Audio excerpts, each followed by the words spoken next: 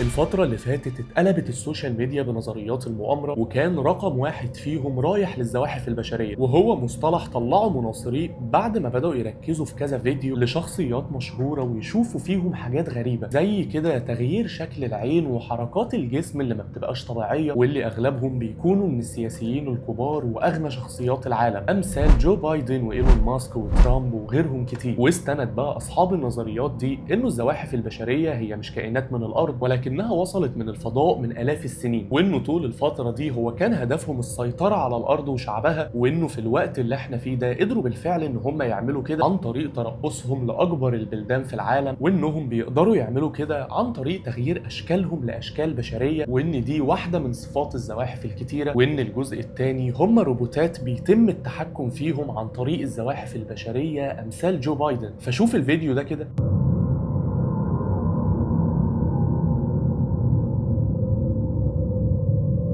بيمشي بطريقه غريبه وبيتكلم بطريقه غريبه كانه بالظبط متبرمج على اللي المفروض يقوله. وكمل مناصرين النظريه دي ان هم بيقدروا بقى يكتشفوا ده عن طريق اللقاءات التلفزيونيه اللي بيشوفوها للشخصيات دي، وده لان هم ما بيقدروش يتحكموا في تحولهم البشري بنسبه 100%، فبيظهر عليهم قدام الشاشه، وانه في كتير من البشر عارفين بوجودهم وكمان تابعين ليهم. طبعا انت ممكن تبقى قاعد دلوقتي بتقول يا عم ايه الناس العبيطه دي، صدقني وانا كمان زيك، بس ده لحد ما شفت نسبه اصحاب النظريه دي واتصدمت من العدد. في احصائيات اتعملت عام 2016 في امريكا عن الناس المصدقه للنظريه دي من عدمها، اتضح ان في 4% من مجموع سكان امريكا مصدقين بالفعل بوجود الزواحف البشريه، وده يا صديقي في امريكا بس. النظريه اللي اكدوها على جو بايدن مش احنا اللي قلنا، ولكن شعبه هو. فالسؤال اللي بيطرح نفسه بقى ايه اللي خلى العدد المهول ده من الناس يصدق في النظريه دي؟ هل ده فعلا من مجرد لقاءات للشخصيات دي؟ وهل النظريات دي هي حديثه ووليده الساعه، ولا الموضوع اوسع واشمل من كده؟ في الحقيقه النظريات دي مش جديده ولا حاجه، فانتشرت نظريه الزواحف البشريه في عام 1998 مع انتشار كتاب ذا بيجست سيكريت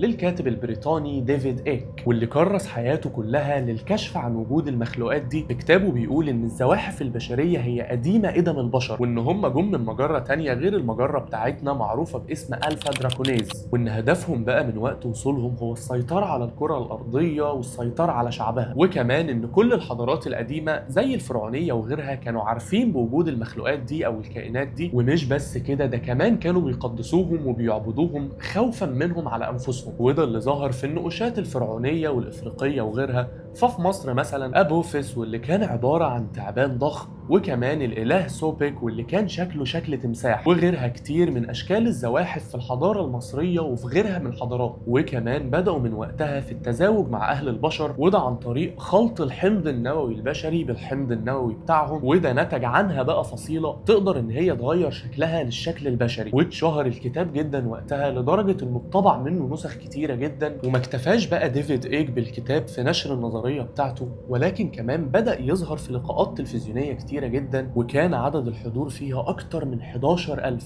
وده إن دل على حاجة بيدل على كمية الناس المناصرة للرأي بتاعه. فهنا بقى بدأت الناس تدور وتبحث أكتر وترجع لورا علشان تعرف إيه أصول النظرية دي. فلقوا إن في عام 1933 نشرت صحيفة لوس أنجلس تايم مقال لمهندس تنقيب اسمه جي وارين شوفيل، واللي زعم إنه قدر يلاقي مدينة كاملة تحت الأرض، وده باستخدام جهاز هو اخترعه وأطلق عليه إكس راي ديفايس، وإنه كان أثناء ما بيستخدم الجهاز ده في الحفر والتنقيب عن الذهب، وبعد ما وصل بالحفر ل 4000 قدم فجأة لقى نفسه على حسب كلامه انه قدام مجموعة كبيرة جدا من الانفاق اللي داخلة في بعض بتشبه جدا المتاهة، وانه اتقان صنعها او اتقان صنع الانفاق دي هم لسه ما وصلوش ليه. وفي وقتها ذاع الخبر ده جدا واتشهر ما بين الناس، ونشر خريطة تفصيلية بشكل الانفاق دي، وقال ان اللي بنى الانفاق دي هم الزواحف البشرية. ولكن بقى الغريب ان الموضوع اتكتم عليه وقتها ومحدش قال فيه اي حاجة تانية لحد عام 1998 لما طلع الكتاب. ومن وقتها ولحد اللحظة اللي احنا فيها دي نظرية الزواحف البشرية قايمة، واتنسب ليهم سياسيين كتير جدا زي إيلون ماسك وجو بايدن وترامب وغيرهم كتير من السياسيين. ومش بس دول، ده كمان المشاهير زي جاستن بيبر وكيتي بيري وإمينيم ومايلي سايروس، ووزراء ورؤساء كتيرة جدا من أمريكا وروسيا والبرازيل وغيرهم. كمان عائلات مشهورة زي عائلة الروثشايلد، ودي العيلة اللي أسست الماسونية واللي من أكبر أهدافها هو السيطرة على شعوب العالم، فكده في ربط أحداث كتيرة ببعض. فلو حابب إن أعمل حلقة كاملة عنهم قولي في الكومنتات. وأكد على الكلام ده بقى عالم الماورائيات محمود صلاح في واحد من لقاءاته، وبالرغم من إن هو اتقابل بالتريقة من الناس كلها إلا إنه فضل مصر على كلامه. الزواحف هي نوع من أنواع الشياطين بوضوح، ولكنه بإمكانيات أكثر تطوراً من المعتاد عليه. بيتم استجلاب هذه الكائنات من مجرات أخرى أو من أماكن أخرى ليست متواجدة على الأرض بشكل طبيعي. ممكن الناس دي تكون حابة فكرة المؤامرات، ان هم يخترعوا الاحداث اللي بتحسسهم ان هم عارفين امور كبيرة ومفيش حد غيرهم يعرفها، وانه بيحسسهم بالرضا عن نفسهم. وده اللي قاله علم النفس في الناس اللي بتصدق في نظريات المؤامرة، وممكن يكونوا بالفعل مصدقين النظريات دي من جواهم. فهل انت مصدق ولا شايف ان كل نظريات المؤامرة مش حقيقية؟ ولو مصدق فايه اكتر نظرية شايف ان هي صح؟ قولي في الكومنتات. وما تنساش اللايك وتشترك في القناة علشان يوصلك كل الحلقات الجديدة.